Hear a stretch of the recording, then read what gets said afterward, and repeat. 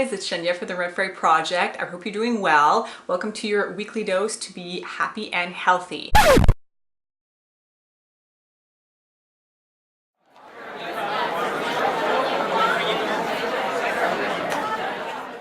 I actually asked this question on Instagram a couple of weeks ago, and it was incredible the response that people had, where people really responded, well, I want to be happy. So nobody said, I want to be right. So would you rather be happy or right?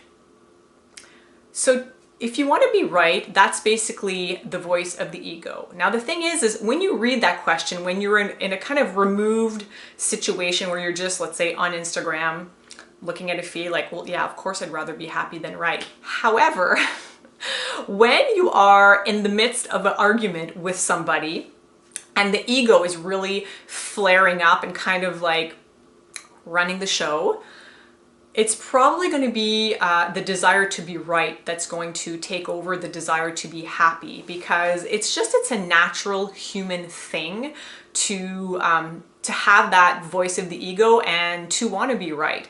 Now, I'm trying to remember where that quote came from, but I remember the first time that I heard it, it really, really stuck in my mind. And ever since I heard that years ago, I try to always remember that, specifically in my romantic relationship when I am having, I wouldn't say an argument necessarily, but let's say different point of views. And it can just be like a really silly, very light conversation, but we have, different points of views.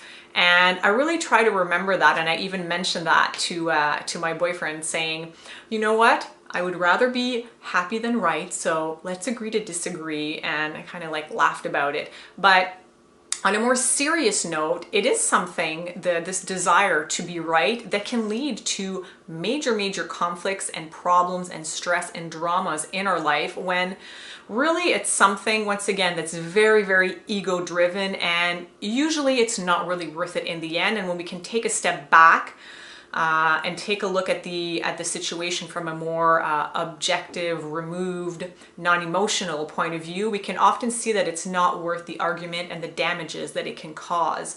So I've witnessed this in myself on several occasions. I've even witnessed it in other people. The desire to be right about really, really silly things, like this is, let's say, the type of car I have, and if you don't have this type of car from this company, like, you've wasted your money. And I'm thinking about a person in particular where they have this constant need. Every time that there's like a get-together of friends or family, this person always has this desire to show somebody that they're wrong or they're right because they're doing the same thing that this person is doing. They have this type of whatever different, it's often like whatever, like product related or whatever, just different choices in life, where this person seems to be very reassured when somebody kind of sides with them and is making the same choices as they are, probably because it reassures them about their own choices in life. And they seem very, very disturbed, and they spend a lot of energy trying to convince somebody else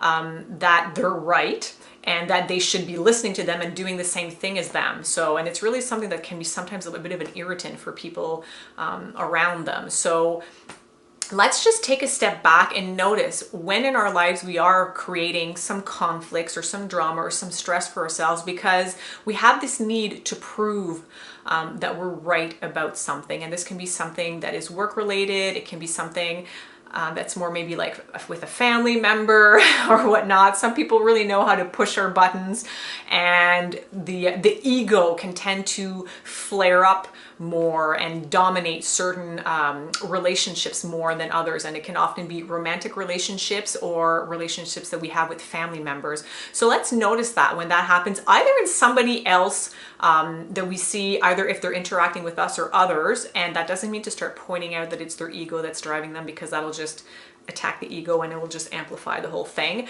But it's just to notice it without judging it and saying, okay, I'm going to take a step back here, and I'm not going to let either their ego or my ego run the show and maybe ruin a good relationship, and see what is this this disagreement, if you will, and what kind of solution? Is there really a solution that needs to be found, or can we just kind of like let it be and move on to something else?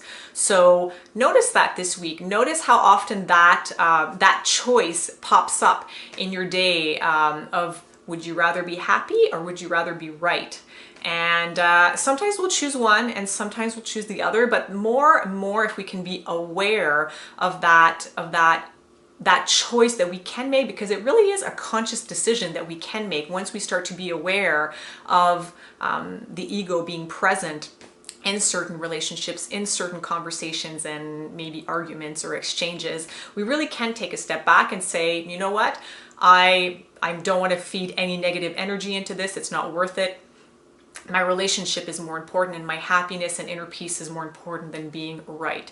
So take some practice. It can take some practice. Sometimes we can even notice that our ego is flaring up, and yet we can't do anything about it because we're just kind of too in the midst of everything. And then it's like, once it's over and we've said stuff that we wish that we hadn't said, and it's done, but we can still take lessons from that. And even if it's after the fact, we can always maybe acknowledge it to ourselves and to maybe the other person, and then if needed, somehow repair that relationship or kind of like rectify that situation. So I hope this is helpful to you. Let me know if you have any examples of that, either from something in the past that's happened before, maybe something a mistake that you made that you wish that you hadn't, had you been looking at the situation from that point of view, or if it happens this week, report back.